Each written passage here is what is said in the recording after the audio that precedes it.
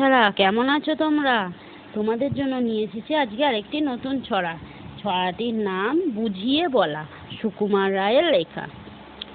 ও শ্যামা দাস, আয় তো দেখি, বস তো দেখি এখানে, সেই কথাটি বুঝিয়ে দেব 5 মিনিটে। দেখে নে। জ্বর হয়েছে?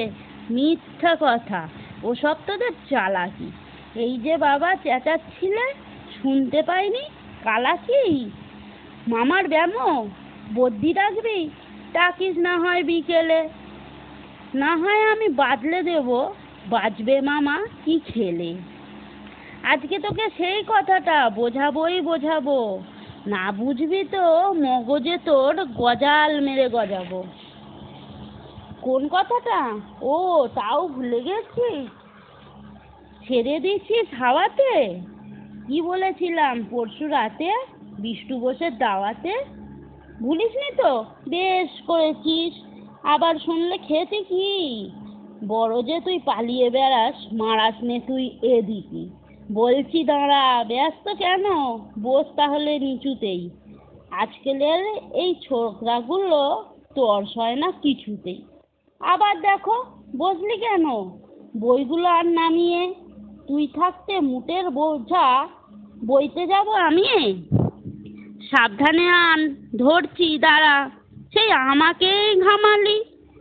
এই খেয়েছে কোন আক্কেলে শব্দকোষটা নামালি? ঢের হয়েছে, আয় দেখি তুই, বস তো দেখি এখানে। ওরে গোপাল, গোটা কত কান দিতে বল সেদিকে।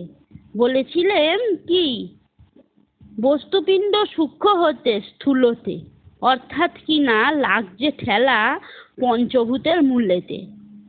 গোড়ায় তবে দেখতে হবে কোত্থেকে আর কি করে রস জমে এই প্রপঞ্চময় বিশ্বতরুর শিকড়ে। অর্থাৎ কি না, এই মনে কর রোদ পড়েছে ঘাসেতে, এই মনে কর চাঁদের আলো পড়লো তারই পাশেতে। আবার দেখো, এরই মধ্যে হাই তোলারও আর মানে কি? আকাশ পানে তাকাশ খালি, যাচ্ছে কথা কানে কি? কি বললি তুই? এসব খালি আবোল তাবোল বকুনি? বুঝতে হলে মগজ লাগে, বলেছিলাম তখনই।